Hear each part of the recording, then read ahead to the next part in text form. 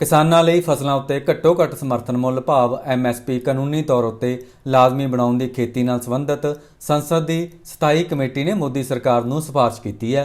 ਵੱਡੇ ਕਿਸਾਨ ਆਗੂ ਰਾਕੇਸ਼ ਟਕੈਤ ਨੇ ਇਸ ਕਮੇਟੀ ਨੂੰ ਚੰਨੀ ਕਮੇਟੀ ਦੱਸਦਿਆਂ ਇਸ ਦੇ ਹੱਕ ਵਿੱਚ ਵੱਡਾ ਬਿਆਨ ਦਿੱਤਾ ਹੈ। ਸੰਸਦ ਦੀ ਇਸ ਸਥਾਈ ਕਮੇਟੀ ਦੀ ਅਗਵਾਈ ਪੰਜਾਬ ਦੇ ਸਾਬਕਾ ਮੁੱਖ ਮੰਤਰੀ ਅਤੇ ਜਲੰਧਰ ਤੋਂ ਕਾਂਗਰਸ ਦੇ ਮੈਂਬਰ ਪਾਰਲੀਮੈਂਟ ਚਰਨਜੀਤ ਸਿੰਘ ਚੰਨੀ ਕਰਦੇ ਨੇ। ਇਸੇ ਲਈ ਟਕੈਤ ਨੇ ਇਸ ਰਿਪੋਰਟ ਨੂੰ ਚੰਨੀ ਰਿਪੋਰਟ ਦਾ ਨਾਂ ਦਿੱਤਾ ਹੈ। ਇਸ ਰਿਪੋਰਟ ਬਾਰੇ ਬਹੁਤ ਸਾਰੇ ਲੋਕ ਹੁਣ ਤੱਕ ਜਾਣ ਚੁੱਕੇ ਹੋਣਗੇ ਕਿਉਂਕਿ ਇਹ ਰਿਪੋਰਟ 3 ਦਿਨ ਪਹਿਲਾਂ ਪੇਸ਼ ਕੀਤੀ ਗਈ ਸੀ। ਰਾਕੇਸ਼ ਟਕੈਤ ਨੇ ਇਸ ਸੰਬੰਧ ਵਿੱਚ ਅੱਜ ਵੱਡਾ ਬਿਆਨ ਦਿੱਤਾ ਅਤੇ ਉੱਤਰ ਪ੍ਰਦੇਸ਼ ਦੇ ਫਰੂਕਾਬਾਦ ਵਿੱਚ ਕਿਸਾਨਾਂ ਦੀ ਮਹਾ ਪੰਚਾਇਤ ਵਿੱਚ ਉਹਨਾਂ ਨੇ ਕਈ ਅਹਿਮ ਐਲਾਨ ਕੀਤੇ ਜਿਨ੍ਹਾਂ ਨੂੰ ਸੁਣਨ ਤੋਂ ਪਹਿਲਾਂ ਇੱਕ ਝਾਤ ਸੰਸਦ ਦੀ ਇਸ ਸਥਾਈ ਕਮੇਟੀ ਦੀਆਂ ਸਿਫਾਰਸ਼ਾਂ ਉੱਤੇ ਮਾਰਨੀ ਜ਼ਰੂਰੀ ਹੈ। ਇਹ ਸਿਫਾਰਸ਼ਾਂ ਕਰਨ ਸਮੇਂ ਚੰਨੀ ਨੇ ਆਖਿਆ ਕਿ ਅਜਿਹੇ ਕਦਮਾਂ ਨਾਲ ਕਿਸਾਨ ਖੁਦਕੁਸ਼ੀਆਂ ਦੀਆਂ ਘਟਨਾਵਾਂ ਘਟ ਸਕਦੀਆਂ ਨੇ ਅਤੇ ਕਿਸਾਨਾਂ ਨੂੰ ਆਰਥਿਕ ਤੌਰ ਤੇ ਸਥਿਰਤਾ ਮਿਲ ਸਕਦੀ ਹੈ। ਚਰਨਜੀਤ ਸਿੰਘ ਚੰਨੀ ਦੀ ਪ੍ਰਧਾਨਗੀ ਹੇਠਲੀ ਖੇਤੀ, ਪਸ਼ੂ ਪਾਲਣ ਅਤੇ ਫੂਡ ਪ੍ਰੋਸੈਸਿੰਗ ਸੰਬੰਧੀ ਕਮੇਟੀ ਨੇ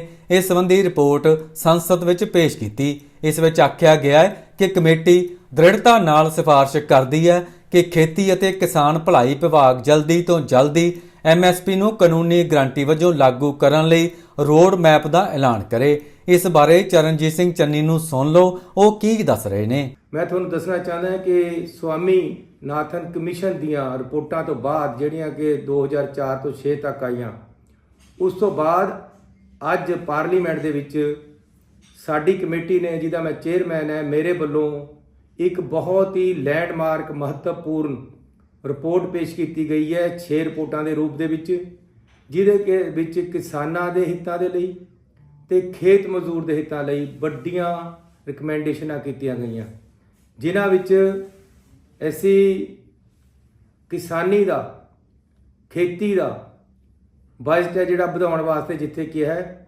ਉੱਥੇ ਬੜਾ ਮਹੱਤਵਪੂਰਨ ਰਿਕਮੈਂਡੇਸ਼ਨ ਦਿੱਤੀ ਹੈ ਕਿ ਜਿਹੜੀ MSP ਹੈ ਇਸ ਨੂੰ ਸਰਕਾਰ ਲੀਗਲ ਗਰੰਟੀ ਬਣਾਵੇ, ਕਿਉਂਕਿ MSP ਦੇ ਕਰਕੇ ਕਿਸਾਨਾਂ ਨੂੰ ਆਰਥਿਕ ਤੌਰ ਤੇ ਮਜ਼ਬੂਤ ਹੁੰਦਾ ਹੈ। ਕਿਸਾਨ ਜਿਹੜੀਆਂ ਆਤਮ ਹੱਤਿਆਵਾਂ ਹੋ ਰਹੀਆਂ ਉਸ ਨੂੰ ਰੋਕਣ ਵਾਸਤੇ ਤੇ ਕਿਸਾਨੀ ਨੂੰ ਇੱਕ ਲਾਹੇਵੰਦਾ ਧੰਦਾ ਬਣਾਉਣ ਵਾਸਤੇ ਸਰਕਾਰ MSP ਨੂੰ ਲੀਗਲ ਗਰੰਟੀ ਦੇ ਤੌਰ ਤੇ ਲੈ ਕੇ ਆਵੇ। ਦੂਸਰੀ ਅਸੀਂ ਜਿਹੜੀ ਦਿੱਤੀ ਹੈ ਰਿਕਮੈਂਡੇਸ਼ਨ ਕਿ ਪ੍ਰਧਾਨ ਮੰਤਰੀ ਕਿਸਾਨ ਸਕੀਮ ਦੇ ਤਹਿਤ ਜਿਹੜਾ 6000 ਰੁਪਇਆ ਸਾਲ ਦਿੱਤਾ ਜਾਂਦਾ ਹੈ ਕਿਸਾਨਾਂ ਨੂੰ, ਉਸ ਨੂੰ ਵਧਾ ਕੇ 12000 ਕਰ ਦਿੱਤਾ ਜਾਵੇ ਤੇ ਨਾਲ ਇਹ ਪੈਸਾ ਜਿਹੜਾ ਖੇਤ ਮਜ਼ਦੂਰ ਨੂੰ ਵੀ ਦਿੱਤਾ ਜਾਵੇ। ਤੇ ਇਸ ਤੋਂ ਅੱਗੇ ਅਸੀਂ ਇੱਕ ਮਹੱਤਵਪੂਰਨ ਫੈਸਲੇ ਦੇ ਵਿੱਚ ਕਮੇਟੀ ਨੇ 30 ਮੈਂਬਰਾਂ ਦੀ ਜਿਹੜੀ ਕਮੇਟੀ ਹੈ MPਆਂ ਦੀ, ਉਹਦੇ ਵਿੱਚ ਅਸੀਂ ਇਹ ਫੈਸਲਾ ਕੀਤਾ ਹੈ ਕਿ ਇਸ ਡਿਪਾਰਟਮੈਂਟ ਦਾ ਨਾਮ ਐਗਰੀਕਲਚਰ ਫਾਰਮਰ ਵੈਲਫੇਅਰ ਦੇ ਨਾਮ ਨੂੰ ਬਦਲ ਕੇ agriculture farmer and farm labour welfare ਕਰ ਦਿੱਤਾ ਜਾਵੇ, ਤਾਂ ਕਿ ਜਿਹੜੇ ਖੇਤ ਮਜ਼ਦੂਰ ਹੈ ਉਹ ਵੀ ਖੇਤੀ ਤੇ ਆਧਾਰਿਤ ਹੈ, ਉਹਨਾਂ ਨੂੰ ਵੀ ਇਹਦੇ ਫੋਲਡ ਵਿੱਚ ਲੈ ਲਿਆ ਜਾਵੇ, ਉਹਨਾਂ ਨੂੰ ਵੀ ਸਾਰੇ ਲਾਭ ਮਿਲਣ। ਇਸ ਤੋਂ ਅੱਗੇ SC ਸਬ ਪਲਾਨ 'ਚ ਪੈਸੇ ਘੱਟ ਆ ਰਹੇ, ਯੂਜ਼ ਨਹੀਂ ਹੋ ਰਹੇ, ਉਹਨਾਂ ਬਾਰੇ ਸਰਕਾਰ ਨੂੰ ਕਿਹਾ ਹੈ ਕਿ ਤੁਸੀਂ ਇਸ ਤੇ ਗੌਰ ਕਰੋ। ਤੇ ਨਾਲ ਅਸੀਂ ਇੱਕ ਵੱਡਾ ਫੈਸਲਾ ਲੈ ਕੇ ਇੱਕ ਰਿਕਮੈਂਡੇਸ਼ਨ ਸਰਕਾਰ ਨੂੰ ਦਿੱਤੀ ਹੈ ਕਿ ਗਊਸ਼ਾਲਾਵਾਂ ਨੂੰ ਪੈਸੇ ਜਿਹੜੇ ਦਿੱਤੇ ਜਾਂਦੇ ਹੈ ਉਹ ਹੋਰ ਵੀ ਸਟਰੈਂਥਨ ਕਰਨੀਆਂ ਚਾਹੀਦੀਆਂ ਗਊਸ਼ਾਲਾਵਾਂ, ਤਾਂ ਕਿ ਗਊਸ਼ਾਲਾ ਤੇ ਪਸ਼ੂ ਧਨ ਦਾ ਜਿਹੜਾ ਨਿਰਾਦਰ ਨਾ ਹੋਵੇ, ਉਹ ਬਾਹਰ ਸੜਕਾਂ ਤੇ ਨਾ ਘੁੰਮੇ। ਲੇਕਿਨ ਅਸੀਂ ਇਸ ਤੋਂ ਵੀ ਅੱਗੇ ਜਾ ਕੇ ਇਹਦੇ ਵਿੱਚ ਇੱਕ ਰਿਕਮੈਂਡੇਸ਼ਨ ਦਿੱਤੀ ਹੈ ਕਿ ਜਿਹੜੀ ਗਊ ਦੁੱਧ ਦੇਣ ਤੋਂ ਹਟ ਜਾਂਦੀ ਹੈ, ਕਿਸੇ ਕੰਮ ਦੀ ਨਹੀਂ ਰਹਿੰਦੀ, ਉਹਨੂੰ ਲੋਕ ਛੱਡ ਦਿੰਦੇ ਹੈ, ਬਜਾਏ ਇਸ ਦੇ ਕਿ ਗਊਸ਼ਾਲਾ ਨੂੰ ਪੈਸੇ ਦਿੱਤੇ ਜਾਣ, ਡਾਇਰੈਕਟ ਉਹਦੀ ਸੰਭਾਲ ਵਾਸਤੇ ਉਹਦੀ ਸ਼ਨਾਖਤ ਕਰਕੇ ਕਿਸਾਨ ਨੂੰ ਪੈਸੇ ਦੇ ਦਿੱਤੇ ਜਾਣ, ਤਾਂ ਕਿ ਕਿਸਾਨ ਉਸ ਦੀ ਸੰਭਾਲ ਕਰ ਸਕੇ ਤੇ ਸਰਕਾਰ ਉਹਨੂੰ ਉਹਦੀ ਸੰਭਾਲ ਦੇ ਪੈਸੇ ਦੇਵੇ। ਇਸ ਤਰ੍ਹਾਂ ਕਿਸੇ ਨੇ ਗਊਆਂ ਜਿਹੜੀਆਂ ਉਹ ਬਾਹਰ ਨਹੀਂ ਛੱਡਣੀਆਂ। ਸੋ ਅੱਜ ਦਾ ਜਿਹੜਾ ਇਹ ਕਮੇਟੀ ਦੀਆਂ ਫੈਸਲੇ ਹੈ, ਇਹ ਬਹੁਤ ਹੀ ਵੱਡੇ ਫੈਸਲੇ ਹੈ ਤੇ ਇਹਦੇ ਨਾਲ ਆਉਣ ਵਾਲੇ ਦਿਨਾਂ ਦੇ ਵਿੱਚ ਕਿਸਾਨੀ ਨੂੰ, ਜਿੱਥੇ ਅਸੀਂ ਇਹ ਫੈਸਲੇ ਕੀਤੇ, ਇੱਕ ਵੱਡਾ ਫੈਸਲਾ ਹੋਰ ਰਿਕਮੈਂਡੇਸ਼ਨ ਦੇ ਰੂਪ ਦੇ ਵਿੱਚ ਸਰਕਾਰ ਨੂੰ ਦਿੱਤਾ ਹੈ ਕਿ ਸਰਕਾਰ ਇੱਕ ਕਿਸਾਨਾਂ ਦਾ ਤੇ ਖੇਤ ਮਜ਼ਦੂਰ ਦਾ ਕਰਜ਼ਾ ਮਾਫੀ ਦੀ ਜਿਹੜੀ ਸਕੀਮ ਲੈ ਕੇ ਆਵੇ, ਤਾਂ ਕਿ ਕਿਸਾਨ ਜਿਹੜੇ ਕਿ ਕਰਜ਼ੇ ਦੇ ਬੋਝ ਥੱਲੇ ਦਬ ਚੁੱਕੇ ਹੈ, ਜਿਹੜਾ ਮਜ਼ਦੂਰ ਕਿਸਾਨ ਦੇ ਖੇਤੀ ਮਜ਼ਦੂਰ ਹੈ ਜਿਹੜਾ ਕਰਜ਼ੇ ਦੇ ਬੋਝ ਥੱਲੇ ਦਬ ਗਿਆ, ਉਹਨੂੰ ਉੱਪਰ ਚੱਕਿਆ ਜਾ ਸਕੇ। ਇਹਦੇ ਨਾਲ ਕਿਸਾਨ ਜਿਹੜੇ ਕਰਜ਼ੇ ਕਰਕੇ ਖੁਦਕੁਸ਼ੀ ਕਰਦੇ ਆ, ਜਾਂ ਜਿਹੜੇ ਖੇਤ ਮਜ਼ਦੂਰ ਖੁਦਕੁਸ਼ੀ ਕਰਦੇ ਆ, ਜਿਨ੍ਹਾਂ ਦੇ ਪਰਿਵਾਰਾਂ ਦਾ ਨਿਰਵਾਹ ਹੋਣਾ ਮੁਸ਼ਕਲ ਹੋਇਆ, ਬਹੁਤ ਘੱਟ ਜ਼ਮੀਨ ਹੈ, ਇਹਨਾਂ ਦੇ ਜਿਹੜੇ ਕਰਜ਼ੇ ਹੈ ਉਹ ਮਾਫ ਕੀਤੇ ਜਾਣ। ਇਹ ਵੀ ਸਰਕਾਰ ਨੂੰ ਅਸੀਂ ਇੱਕ ਰਿਕਮੈਂਡੇਸ਼ਨ ਦਿੱਤੀ ਹੈ। ਸੋ ਸਵਾਮੀਨਾਥਨ ਰਿਪੋਰਟ ਦੇ ਵਿੱਚ ਜਿਹੜੇ ਲੇਬਰ ਦਾ ਧਿਆਨ ਨਹੀਂ ਸੀ ਰੱਖਿਆ ਗਿਆ, ਉਹਦੇ ਵਿੱਚ ਉਸ ਤੋਂ ਅੱਗੇ ਜਾ ਕੇ ਅਸੀਂ ਜੋ ਅੱਜ ਦੀਆਂ ਕਿਸਾਨਾਂ ਦੀਆਂ ਮੇਨ ਮੁੱਖ ਮੰਗਾਂ ਹੈ ਉਹਨਾਂ ਨੂੰ ਇਸ ਕਮੇਟੀ ਦੇ ਵਿੱਚ ਐਡਰੈਸ ਕੀਤਾ।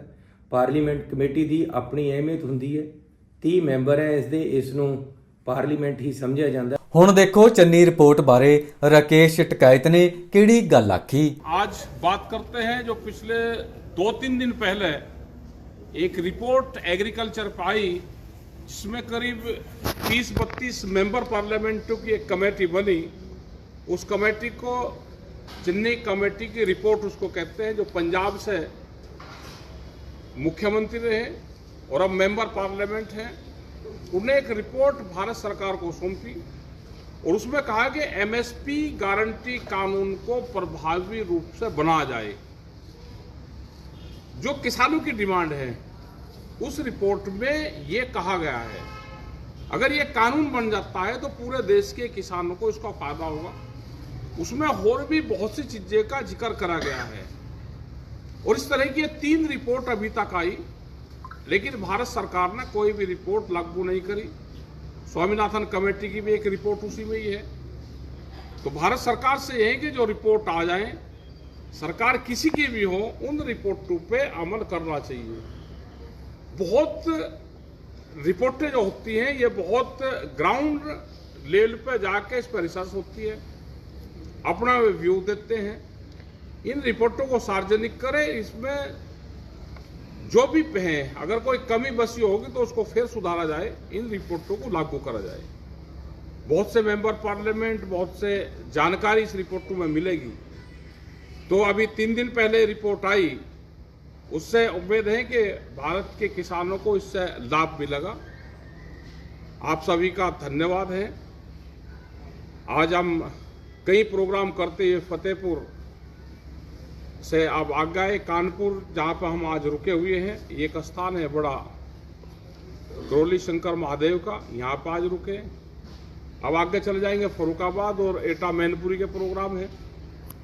तो लोग अपने आंदोलन भी करते रहे, प्रोग्राम भी करते रहे, जो रिपोर्टें आए उन पर भी ध्यान रखते रहे और अपने डिस्ट्रिक्ट में भी अपनी बातचीत अधिकारियों से करते रहे, अपने संगठनों को मजबूत करते रहे, किसानों की आवाज उठाते रहे। पंजाब में भी एक आंदोलन चला हुआ है, जो डालेवाल जी है वे अमर अनशन पे है, तो हमको सबको वहाँ पे भी निगाहें रखनी है। एसकेएम की भी जो मीटिंग है वो 21 तारीख में मीटिंग, जो 5-6 मेंबरी कमेटी की मीटिंग है, वो मीटिंग भी पंजाब में होनी है।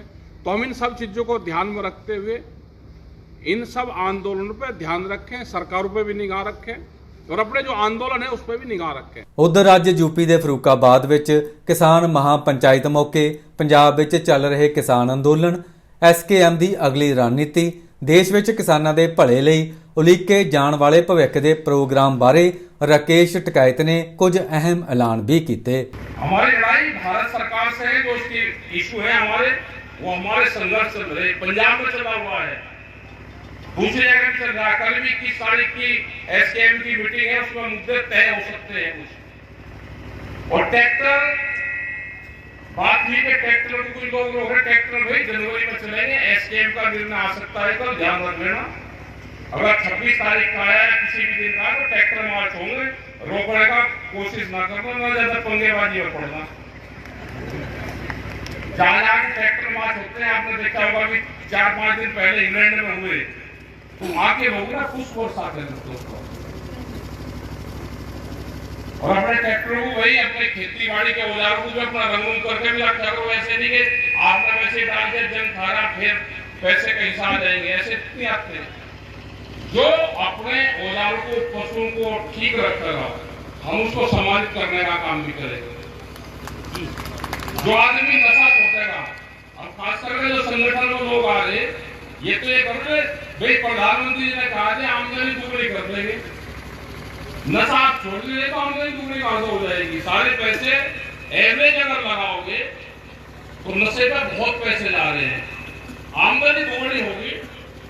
जब आप जूस, नेचुरल फल फ्रूट खाओगे तो किसान की आमदनी बढ़ेगी, आप कोल्ड ड्रिंक पियोगे तो कंपनी की आमदनी बढ़ेगी।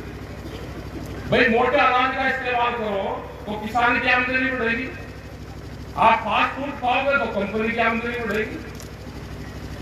तो ये चीजें छोड़ो, मोटे अनाज का इस्तेमाल करो, उससे बीमारी भी ठीक रहती है। और भाई नशा पत्ती भी छोड़ने का काम करो। बहुत नशा, ये जो गुटखा है ना, ये पता नहीं किसी तरीके से क्या इसमें स्वाद आ रहा है। तो इसको नशे का जो खास करके जब उसको महंगा सीखो तो भाई नशा मुक्त भारत, नशा मुक्त हमारा जिला, ये बढ़ाने का काम करो, नशा मुक्त भारत।